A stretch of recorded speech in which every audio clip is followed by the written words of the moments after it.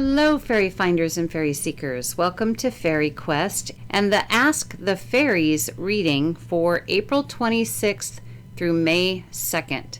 Hard to believe we're already moving into May.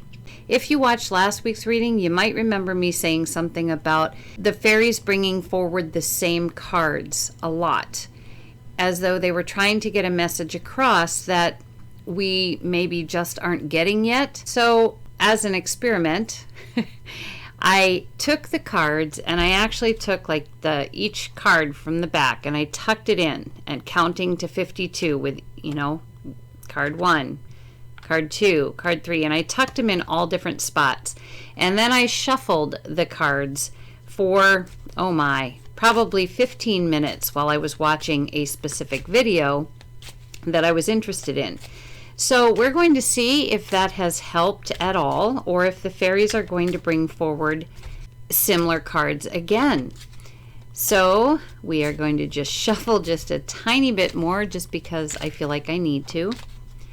And then we are going to pull the cards. So fairies, what cards would you like us to see for April 26th through May 2nd? Cut the deck.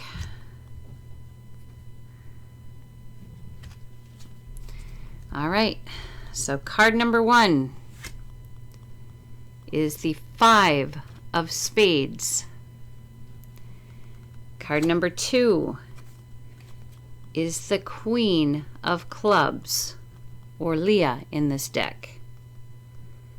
Card number 3 is the 8 of Spades, or Field of Stone as it's called in this deck. And 4th card is the King of Hearts, or Good King Nehemiah in this deck. So we have every suit here except for diamonds. And we've had all of these cards, I believe, except for the Field of Stone. And we do see that the Queen of Clubs is in her natural position. The 8 of Spades here is in a compatible position to the heart, as is the heart with what would normally be natural for a spade. So this ought to be a very, very interesting reading. So let us see what the fairies have to share with these cards. So the fairies have guided me to do the reading a little bit differently this time. As you know, if you followed me through the readings, most of the time we're reading down. This time we're reading up. Not sure why that is, but it is the way that this particular reading is meant to go. So the first card we have here, and the only red card in this layout, is Good King Nehemiah. And for those who follow my readings, we know that I do not call him Good King Nehemiah. I call him the court jester. Too much drink, too much food, and if there is such a thing, he is obviously always having too much fun. He's never really him, in other words. Because of the too much drink and whatever else, he just is never himself. And you can tell that by the way he looks. He isn't quite all there. And we can also see music coming out of his head.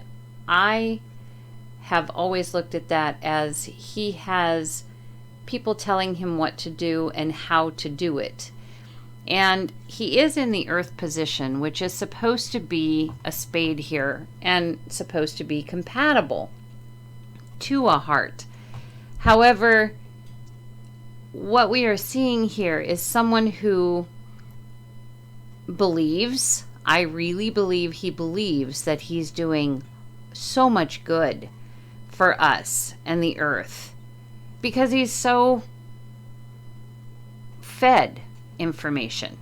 Okay, he's not thinking for himself, he's not able to think for himself, so he is believing everything he's being told due to the drink and perhaps drugs and whatever that he is on at this time. So Is he innocent? No, we've covered that in a previous reading. However, right now, he is being controlled by other forces that are currently unseen. Next up is the Field of Stone. Okay, and if you look at this card, we can see a guy on a stone here, right here. If I can get it to focus properly. We can see probably a vulture coming to check out whether or not this person is needing cleaned up, so to speak. We have a hourglass here that is done. The sand is at the bottom, and it just looks very desolate. Okay, now this card way back was considered the worst card in the deck, this Eight of Spades. And the reason for that is because it depicts a lot of trouble, a lot of problems, a lot of obstacles, and gives the impression that, you know, the world has ended. That's why there's nothing here. This is also depicting the army that is a part of what goes on in the court jester's head. Consider these as people, and these are those people who are feeding him all this stuff. And it keeps coming out on us as many different things that have to do with how we live on this earth. So in other words, it's our job, it's our money, it's our family, it is how we live, and all of the things that are happening here are affecting how we live on earth. It just keeps coming. And it is affecting, obviously, the heart of the matter, which would be us. We are the heart of the matter, and it is our hearts that are going to close and be closed and become very blocked, just as this is all blocked. Our hearts are going to become blocked. There is nothing compatible about this card in hearts, again, as there should be between spades and hearts. This card is destructive, very, very destructive, and it is meant to make us feel very helpless, as though we have absolutely no choice in anything that we try to do or choose to do, because this army of people has all the power, or at least that's what they wish us to think. Now we're going to skip that second card and come up to the Five of Spades. We have also had this card before, and you know, it's kind of a interesting card. Three crows, the skull. This is supposed to be considered a crossroads card, where we would make some kind of decision as to which road we would like to take. And normally when you have a crossroads, you know, if you go one way and you discover that's the wrong way, you just turn around and you go back the other way. But with this card, it's like we are stuck here in the center. At least that is the appearance of it, the illusion of it, that we're stuck here in the center, and no matter which way we go, they will make sure that it is the wrong way. Again, here's the spades. The spades is in the position of the diamond here. No diamonds, as we've talked about before. This is showing a lack of light. No light in the foreseen future. No light at the end of the tunnel, so to speak. Or walking into a dark room and having no light switch to allow you to see anything or see anything brighter or better. Diamonds are also about fear, or I should say lack of diamonds is all fear. So what we're seeing here are those who are still hidden, as they've been hidden the last couple readings that we've had. Diamonds are also those with the money. They're still hidden. They're not showing up. So they're doing all this behind the scenes. And they're making things seem extremely hopeless in the 3D world, okay? The 3D Earth is literally under attack. The 3D Earth is headed for this kind of desolation. Time has basically run out for those who are on the 3D Earth, who exist in the 3D Earth. This is where they're at. This is who's calling the shots. But it's not, because it's the hidden money people.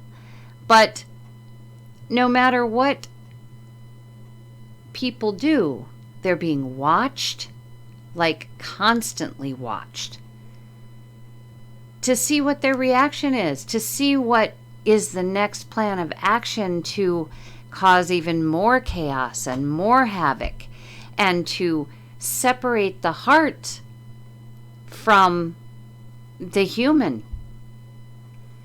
There is a reason that there is a 6-foot ruling, and that is because we have an electromagnetic field that goes 6 feet out from our bodies. When those connect with one another, when we stand close to each other, we are in one another's field, and that is a huge connection.